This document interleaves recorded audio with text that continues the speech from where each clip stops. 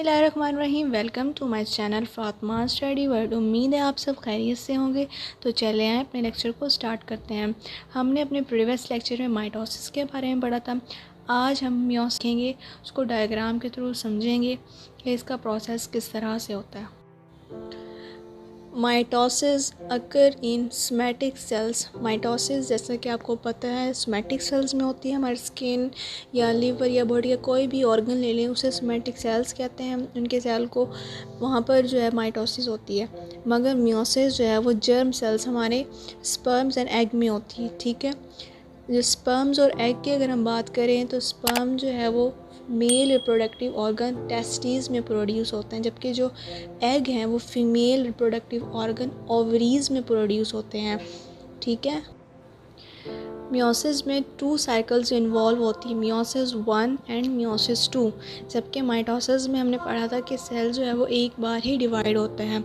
होती है किसकी? क्रोमोसोम्स की। अब कौन से क्रोमोसोम्स की? होमोलोगस क्रोमोसोम्स की। होमोलोगस का मतलब होता है कि एक जैसे, सिमिलर, मगर उनके अंदर जो जीन्स का सेटअप होता है वो एक दूसरे से डिफरेंट होता है थोड़ा बहुत।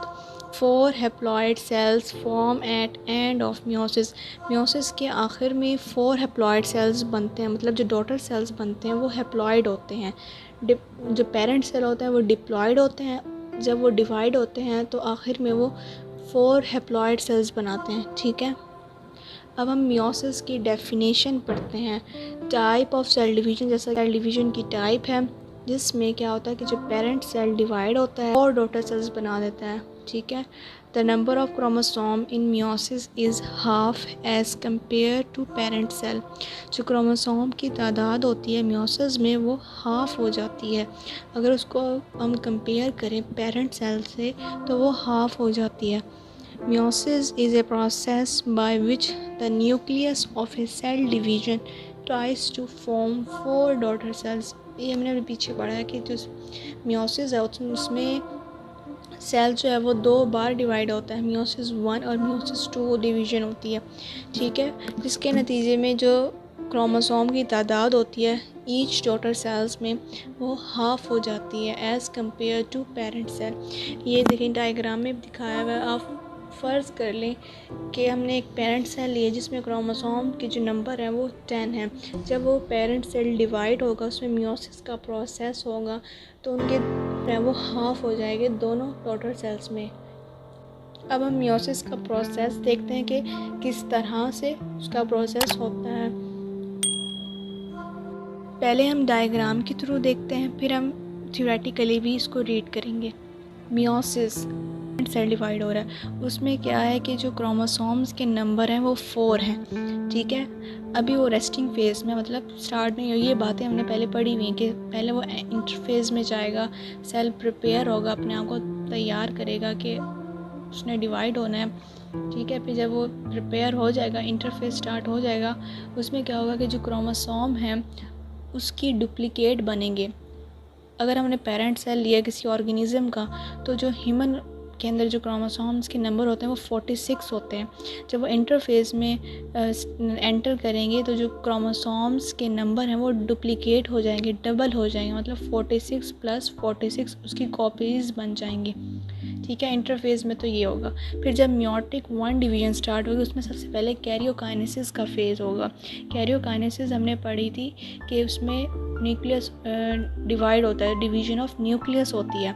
तो उसके लिए सबसे पहले जो न्यूक्लियर मेम्ब्रेन है वो ब्रेक होना स्टार्ट हो जाएगी। ये देखेंगे, जो न्यूक्लियर मेम्ब्रेन है वो ब्रेक हो रही है और जो क्रोमोसोम्स थे वो आपस में पेयर बनाना शुरू कर देंगे, मतलब एक दूसरे के करीब आना शुरू हो जाएंगे, पेयर बना लेंगे। तो ये होगा इस प्रोसेस में। न्यूक्लियस डिवाइड होगा तो उसके लिए जो न्यूक्लियर मेम्ब्रेन है वो ब्रेक हो रही है, क्रोमोसोम्स आपस में पेयर बना रहे हैं। अब क्या होगा, जो सेंट्रियोल्स हैं न्यूक्लियस के अराउंड वो स्पिंडल फाइबर्स बनाएंगे। ठीक है, और जो क्रोमोसोम्स थे, होमोलोगस क्रोमोसोम थे, उनके जो पेयर थे वो उन स्पिंडल फाइबर्स की तरफ मूव करना स्टार्ट कर देंगे।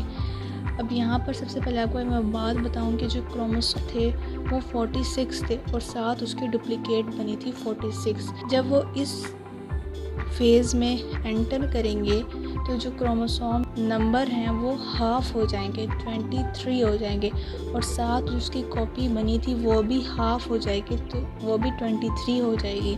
ठीक है, इस फेज़ में मियोटिक 1 डिवीजन में जो क्रोमोसोम है वो हाफ़ हो जाएंगे, 46 से 23 में कन्वर्ट हो जाएंगे, और जो साथ उसकी कॉपी बनी थी वो भी ज़ाहिर से बात है वो भी हाफ़ ही हो जाएगी, कि जब मियोटिक 1 डिवीज़न कंप्लीट हो जाएगा, इसमें क्रोमोसोम भी हाफ़ हो गए हैं, न्यूक्लियस भी डिवाइड हो गया है, और जो पेयरिंग है वो भी कंप्लीट हो गया क्रोमोसोम्स की। अब साइटोकाइनेसिस का प्रोसेस मतलब मियोटिक 2 डिवीज़न स्टार्ट होगी।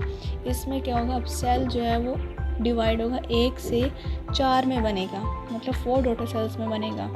इसमें जो मेन प्रोसेस था कि क्रोमोसोम को हाफ़ करना, वो तो हो गया मियोटिक 1 डिवीज़न में। जो मियोटिक 2 डिवीज़न है वो सेम है माइटोसिस की तरह। ठीक है, उसमें तो ये था कि सेल डिवाइड होगा और 1 से 2 बना लेगा, इसमें 1 से 4 बन जाएंगे। अब यहाँ पर क्या होगा कि जो सेल है उसमें ग्रूव्स बनना स्टार्ट हो जाएंगे, वो वक्त के साथ साथ जो ग्रूव्स है वो डीप होता जाएगा। इस तरह जो है सेल बीच में से 2 हिस्सों में डिवाइड हो जाएगा। ठीक है, और जो इसमें क्रोमोसोम्स की जो नंबर होंगे वो सब में सेम होंगे, 23, 23, 23, 23। अब आप कहेंगे 23, 23 कैसे होंगे?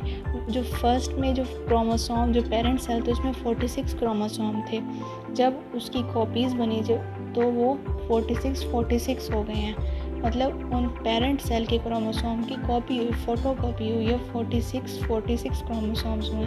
फिर यहाँ पर अगर वो क्रोमोसोम जो थे 46 वो हाफ़ हुए हैं, 23 हुए हैं। अब जब जो असल क्रोमोसोम से पेरेंट्स क्रोमोसोम है वो हाफ़ हुए हैं, तो उसके साथ साथ जो उसकी कॉपी बनी थी, डुप्लिकेट हुए थे, वो भी तो हाफ़ होंगे ना।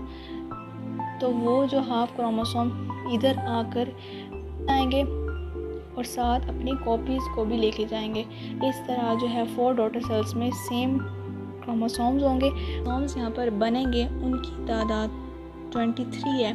अगर उसको हम कंपेयर करें इस पेरेंट सेल के क्रोमोसोम्स से तो वो तो कम है, हाफ़ है, क्योंकि यहाँ पे 46 है। वहाँ उसका जो प्रोसेस है उसमें क्रोमोसोम की नंबर अपने पेरेंट सेल से हाफ़ हो जाएंगी। इस तरह जो है मियोसिस का प्रोसेस होता है। इसको हम भी कर लेते हैं, थ्योरेटिकली भी देख लेते हैं कि the process of meiosis consist of 2 division, meiotic 1 division and meiotic 2 division. जो मियोटिक 1 डिवीज़न है उसमें हमने क्या देखा है कि क्रोमोसोम नंबर हैं पेरेंट सेल के अंदर 46 थे, जब वो डुप्लिकेट हुआ, उसकी कॉपीज़ बनी है, 46 के साथ एक और 46 आ गया, सेल के क्रोमोसोम की कॉपी बन गई है। और मियोटिक 1 डिवीज़न जो है ये इम्पॉर्टेंट है, असल जो डिवीज़न होती है ना मियोसिस की वो इसके अंदर होती है। बाकी जो मियोटिक 2 डिवीज़न होता है वो माइटोसिस की तरह सेम होता है, क्योंकि उसमें सेल जो है वो डिवाइड होता है। उसमें point number 2, during meiotic 1 division the number of chromosome is reduced to half as compared to the parent cell. Meiotic 2 division is similar to mitosis because the half number of chromosome is retained in the 4 daughter cells. अब ये बात समझने की है, जो meiotic 2 division हुई थी उसमें क्या हुआ था कि जो क्रोमोसोम है वो हाफ़ होकर आए थे और साथ अपनी एक कॉपी भी लेकर आए थे, 23। अब वो सेम जो हैं जो 4 डॉटर सेल्स बनेंगे, तो वो जब 23 क्रोमोसोम एक डॉटर सेल्स में जाएगा तो साथ अपनी कॉपी को भी लेकर जाएगा। इस तरह उस 4 डॉटर सेल्स में सेम क्रोमोसोम्स होंगे, 23 नंबर ऑफ क्रोमोसोम्स रिटेन रहेंगे, अब मज़ीद चेंज नहीं होंगे। ठीक है, तो ये था आज का हमारा लेक्चर। अगर आपको मेरी वीडियो पसंद आई तो मेरी वीडियो पे लाइक, शेयर और कमेंट करना मत भूलिए। मेरे चैनल पर नए हैं तो मेरे चैनल को लाजमी सब्सक्राइब करें और साथ ही साथ बेल आइकन के बटन को प्रेस कर दें ताकि हर नई आने वाली वीडियो का नोटिफिकेशन आपको टाइम से मिल जाए। Thank you.